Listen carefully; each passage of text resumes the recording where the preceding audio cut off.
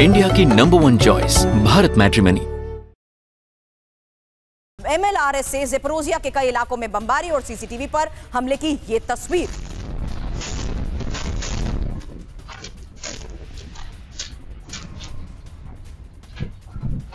और खार्किव में यूक्रेनी पोस्ट पर आर्टिलरी अटैक, जहां 20 किलोमीटर दूर यूक्रेनी पोस्ट पर पिन पॉइंट अटैक और MSTAS होवित्जर से ये रूस का हमला है।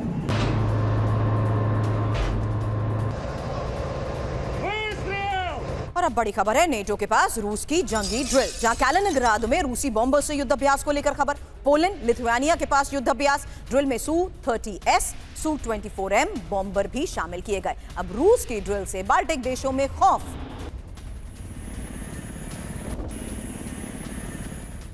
और यूरोप में वेपन प्लांट पर हमले को लेकर अलर्ट, जहां हथियार फैक्ट्री पर बड़े ड्रोन हमले की आशंका और वेपन प्रोडक्शन सेंटर पर हमला हो सकता है। पोलैंड, रोमानिया, जर्मनी में टारगेट पर आर्टिलरी फैक्ट्री। और यूरोपीय अधिकारियों के हवाले से पॉलिटिको की इस रिपोर्ट में फिलहाल क्या बड़े दावे किए गए हैं, इस बारे में अगली इंफॉर्मेशन, क्योंकि यूरोप पर ड्रोन हमले का ये अलर्ट। फिलहाल खबर क्या है, क्योंकि यूरोप में हथियार फैक्ट्री पर ड्रोन हमले को लेकर अलर्ट है। ईयू ने हथियार फैक्ट्री पर हमले को लेकर अलर्ट किया है। एयर डिफेंस हो ड्रोन फैक्ट्री पर हमला संभव, और साथ ही बेल्जियम के एविग्नी फोर्ट कंपनी के आसपास ड्रोन भी देखे गए हैं। एविग्नी फोर्ट कंपनी में 70 mm रॉकेट का प्रोडक्शन, और अलर्ट के बाद फ्रांस ने हथियार कंपनियों की सुरक्षा भी बढ़ा दी है। हालांकि लगातार जिस तरीके से ये बड़े फैसले लिए रहे हैं, एक्सपर्ट से हमने इस बारे में सवाल किया कि आखिर लगातार रूस के बढ़ते तनाव के बीच किस तरीके से युद्ध अभ्यास किए जा रहे हैं और आज कितने बड़े स्तर पर ये अलर्ट जारी किए जा रहे हैं। हालांकि सुधाकर सर, एक क्विक रिस्पांस आपसे ये समझते हुए कि आखिर किस तरीके से अब यूरोप में हथियार फैक्ट्री पर ड्रोन हमलों को लेकर,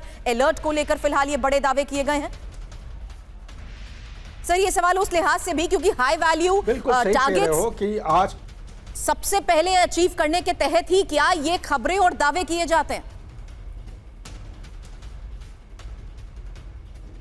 देखिए, यह शुरू से मैं कहता रहा हूँ, यूरोप आज के दिन में नैरेटिव को बदल रहा है। नैरेटिव को बदलना मतलब ये फॉल्स फ्लैग ऑपरेशन की तैयारी कर रहे हैं। ये इसलिए कर रहे हैं कि मेरे को जितना समझ में है, मैं एक स्टूडेंट ऑफ हिस्ट्री और जियोपॉलिटिक्स हूँ, रशिया किसी भी हालत में इस किस्म का मिस एडवेंचरिज्म यूरोप के खिलाफ या कोई भी देश के खिलाफ नहीं करेगा। यानी कि यूक्रेन का जो पश्चिम बाउंड्री है, इसको पार कभी नहीं करेगा। उसको कॉन्सिक्वेंसेस मालूम है। और ये जो लड़ाई है यूक्रेन के खिलाफ, ये असलियत में यूक्रेन के खिलाफ नहीं है, 32 देश के खिलाफ लड़ाई हो रही है।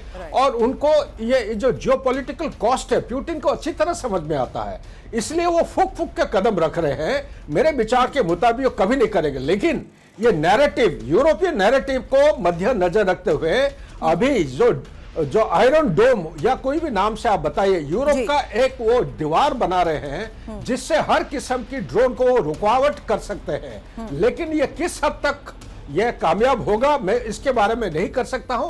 2028, 29, 30 तक ये कंप्लीट होने का संभावना है। क्या तब तक ये लड़ाई चलती रहेगी, इसकी ये सवाल। Right sir. इंडिया की नंबर 1 चॉइस भारत मैट्रिमनी।